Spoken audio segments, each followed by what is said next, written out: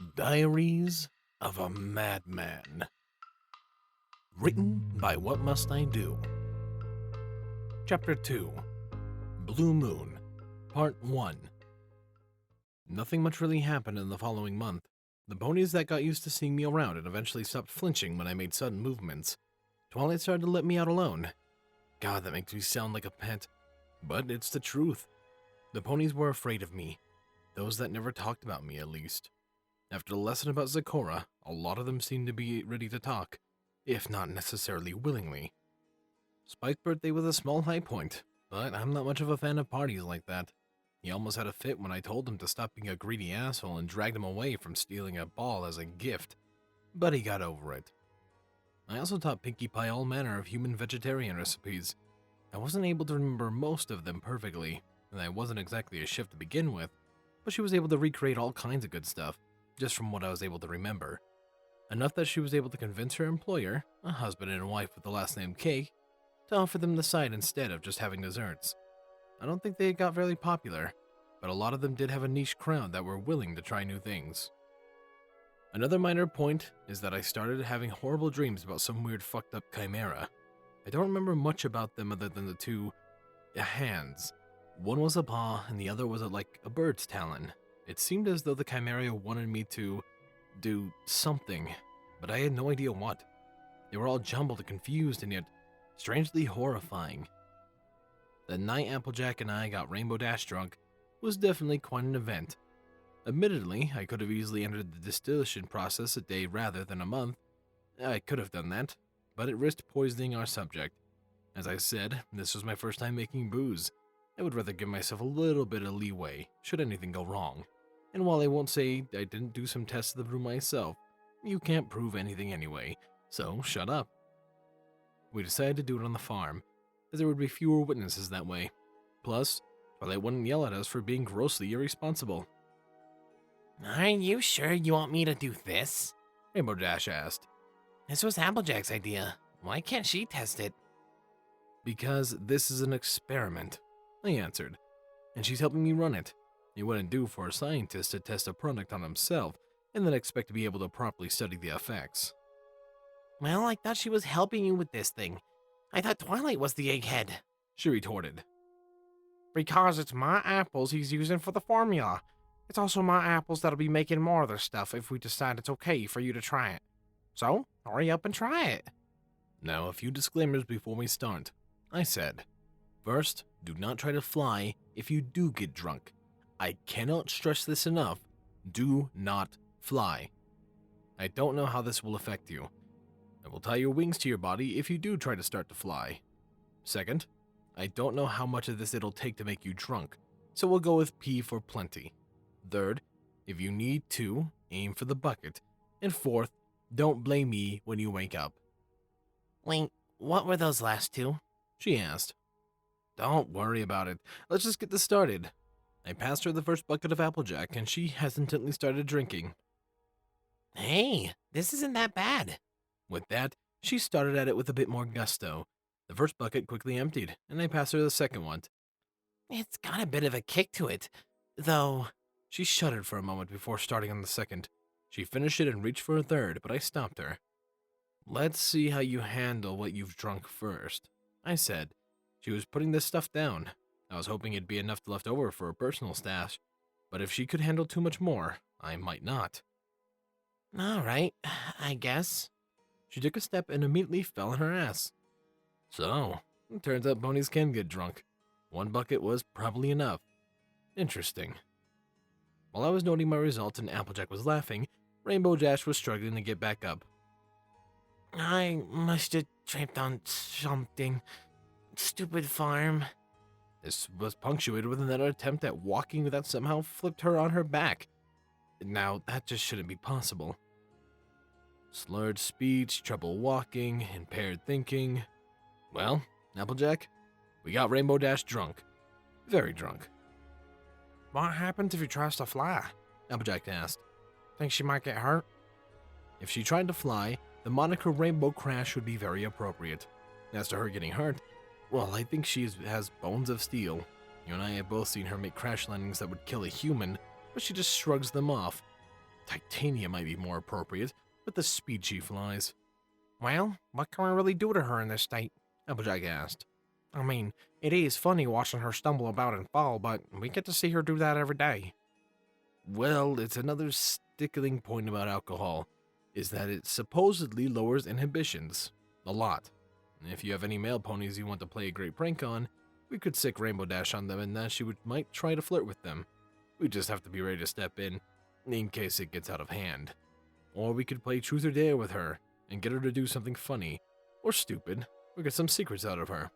As drunk as she is, it is improbable that she'll remember much in the morning. You're saying she won't remember any of this? She asked with a gleam in her eye. She probably won't remember any of this. Keep her here. I'm gonna go get Big Macintosh. Oh, this is gonna be great. I could feel that I should point out that despite my mandate, Rainbow Dash was trying to fly. I emphasized trying.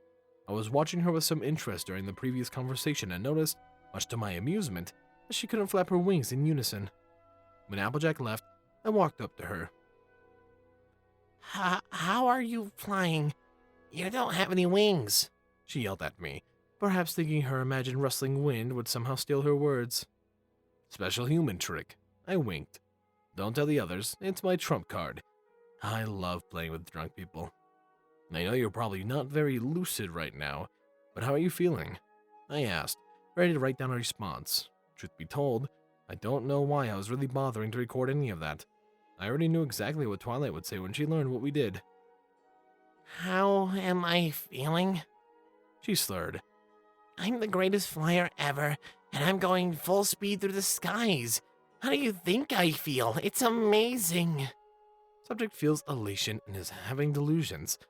Interesting. Our conversation continued much the same until Applejack came back leading a large red stallion. I'm neither gay nor into bestiality, so I can't tell you if he was handsome or not. I did know, however, that as boozed up as she was, I honestly don't think it would matter to Rainbow Dash. After patting Dash on the side, I walked over to where Applejack stopped with Big Macintosh. Did Applejack tell you why you needed your help? I asked him. Nope, he replied. Applejack, would you kindly go entertain Rainbow Dash for a second? I'll explain the experiment to him. He don't need to know nothing to do this, other than he needs to go flirt with her, she retorted. What? Macintosh started. Humor me, please, I told her. I really should tell him what's going on. She acquiesced with a few grumbles, but she finally went to occupy Rainbow Dash's interest, in more ways than one, as it turned out. Big Macintosh just looked at me. I guess he doesn't talk much. I'm testing a human drug on her.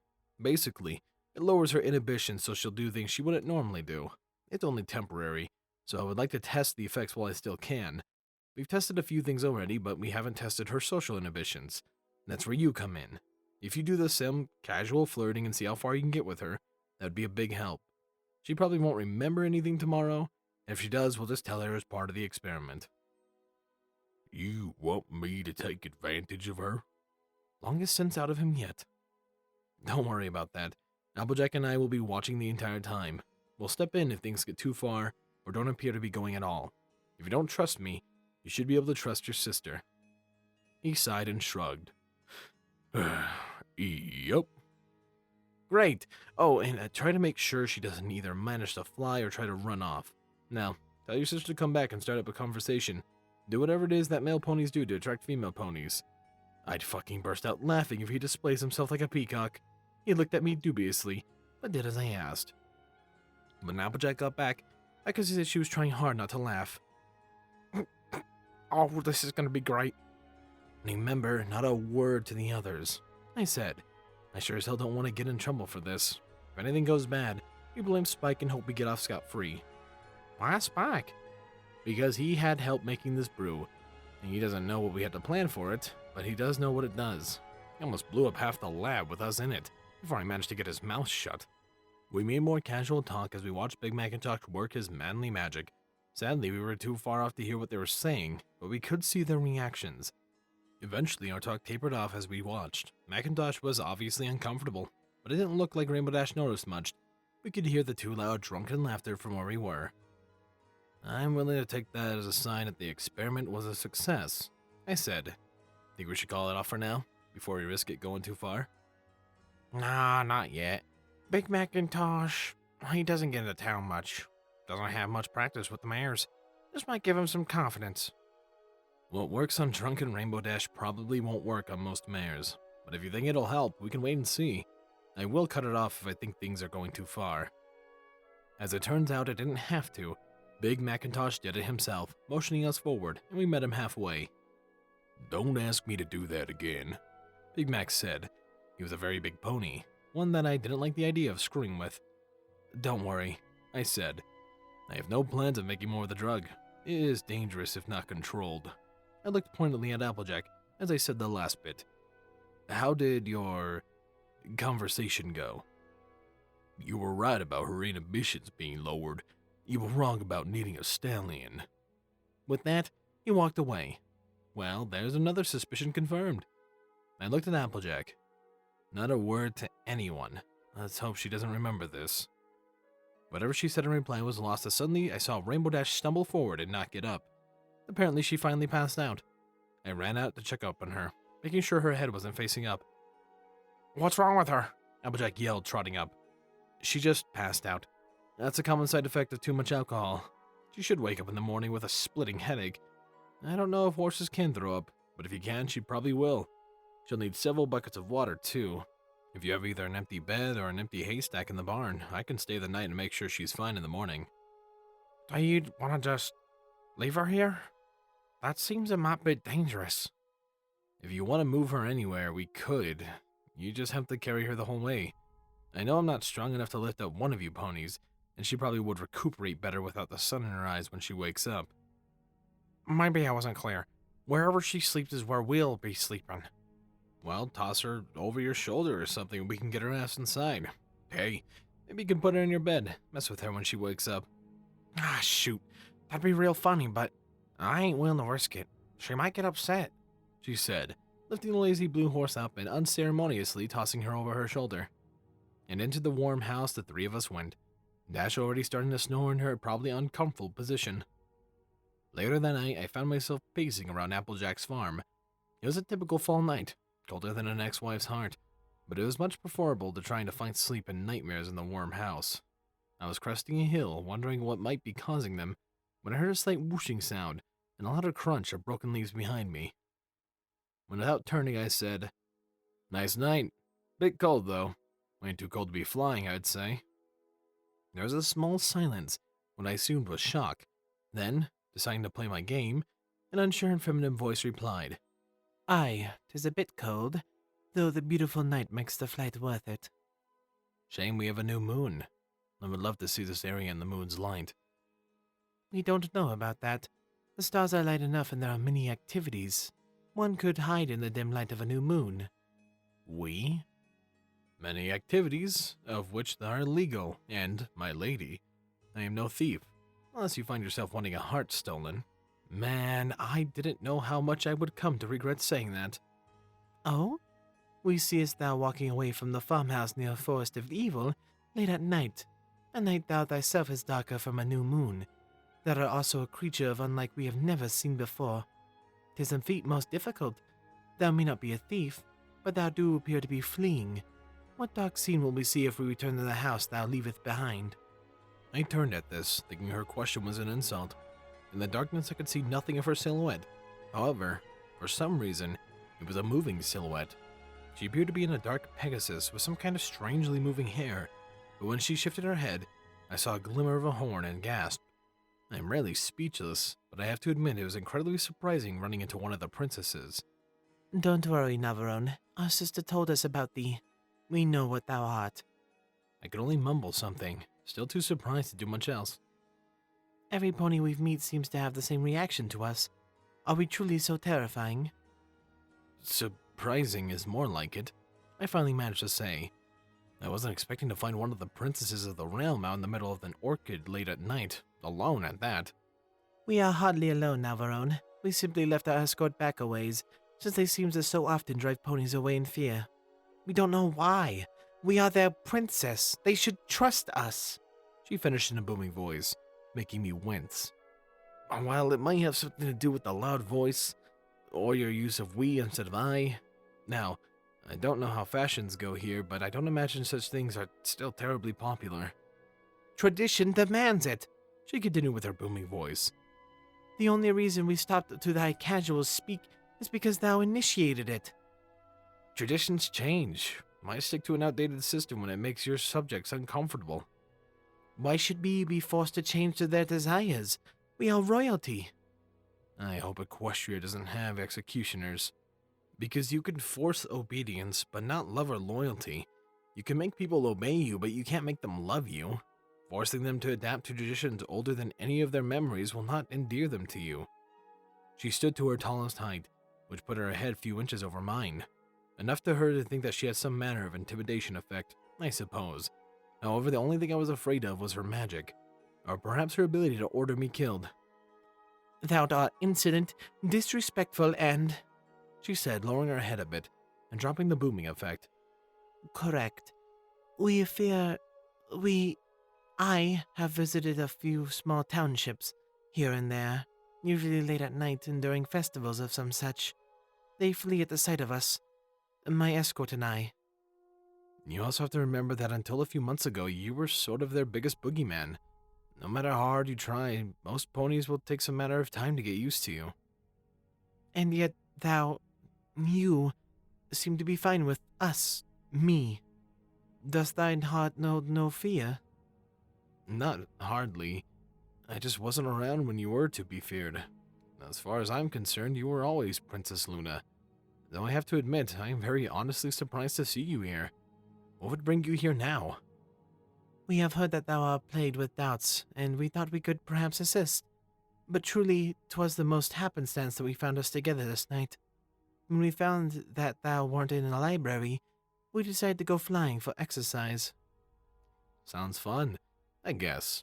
If I was born with wings, I'd probably fly a lot too. Her eyes looked confused for a second. Fun? What is this fun? You don't. How the hell can you not know what fun is? Huh. Have you ever played a game or performed in some manner of competition? She shook her head. Such is not for royalty, Navarone. What if we were to lose? Fun comes from the risk of loss or failure. Winning is all well and good, but what's the point of even trying if you already know you'll come out on top? I understand a princess isn't supposed to be inferior than a subject at anything, but the truth of the matter is you'll never be the best at everything. She paused for a moment. Tell me more about this fun, then. Take the prank that my friend and I just pulled on another friend. Got her drunk off her ass. She was doing all manner of funny things, flapping her wings out of sync, falling on her face every time she tried to walk, slurring her speech, and falling for anything you told her. She told us some interesting things she didn't want us to know, and some might consider it mean, but after some of her pranks, it's fair to say she deserves a big doozy to get back at her. It's all in good fun. I don't know why a pony was riding a donkey, but none of what you really said sounds that entertaining. I waved my hand. It's situational. You wouldn't know Rainbow Dash, so it doesn't make much sense. And that's the only real story I have from this world. I've been trapped in a library for most of a month, since so few ponies trust me. We, Celestia and I, could give out a royal edict declaring you to be a true royal subject, not to be feared. You are safe, correct? I see no reason to hurt someone if they haven't done anything to me. Nothing to gain from it. But no, keep your edicts. I might be able to walk freely around town, but that won't mean I won't be looked at with crosswise. If they can't learn to trust me themselves, no amount of royalty will ever change their minds. She snorted. Things have changed. I was never as loved as Celestia, but nor was I ever this feared. And if ponies can't even trust royal announcement, what can they trust? They can trust friends. If you were to get to know some of your people, they would likely trust you more. She opened up with her booming voice again. They always flee before they can know us. How can we make friends if they do not meet us halfway? I can practically feel the headman's axe. You're hardly meeting them halfway with that voice. Just being there isn't enough. You have to participate, mingle. Stopping with that mind-shattering voice might help. As I already said, no one likes being yelled at. Go to a festival or public event and ask politely if you can play some games or something. Hell, I think there's some manner of festival going on in Ponyville in a few weeks. I'm sure no one would mind if you showed up as long as you honestly tried to meet them halfway. She dropped the booming voice. And what, pray tell, would that include? She asked, her voice grating. No yelling. Try not to use archaic grammar on the royal we. Act like a person trying to make friends rather than a princess. And how does a person go about making friends? Fuck all if I know. I just sort of fell into most of mine. If you go meet outside the town, I could bring Twilight or one of the other relatively normal ponies to meet you. You'll receive a much better hearing if you're in their company. Tell me about this festival then. I shrugged. I don't know much about it. From what I heard, it's analogous to my people's Halloween. That means there'll be costumes, candy, and scary stuff. I was planning on spending all night with Rainbow Dash, pulling pranks and scaring the shit out of people. But helping you seems more like a more noble cause. She gave me a somewhat stern and very womanly look for that. I shrugged. Tell me where to meet you then, Navarone, She said. We will learn about this festival and we might meet you there when the sun sets. The only landmark outside of town that I really knew well was Fluttershy's humble home. I told her where it was. The pony that lives there is, well, Cower doesn't begin to cover it. If you can befriend her, you can befriend anyone. We used her to prove to ponies in town that I'm not a monster. That helped a lot. But she wasn't enough to fully gain their trust. And this pony, she will give me a fair chance? She gave me one, and I look a lot more like a villain than you do. I'll warn her you're coming, so it shouldn't be too much of a shock. Where can we find you if we wish to discuss this ahead of time? I don't sleep all that well, so there's a better than even chance I'll be sitting in Twilight's library, reading some manner of book. It's a large tree near the middle of Ponyville. You're welcome to come by at any time. As far as I'm concerned, we might have to go on a walk, though, to avoid waking Twilight or Spike up. We are more than comfortable with the open sky above our head. She flinched, realizing what she had said. This new dialect will take some getting used to. As long as you're making an effort to change, I'm sure most ponies will be fine. Some might even be confused, but whatever. What do you have in mind for this plot fails, or perhaps makes things worse? I'll figure something out. I'm good at dealing with chaos.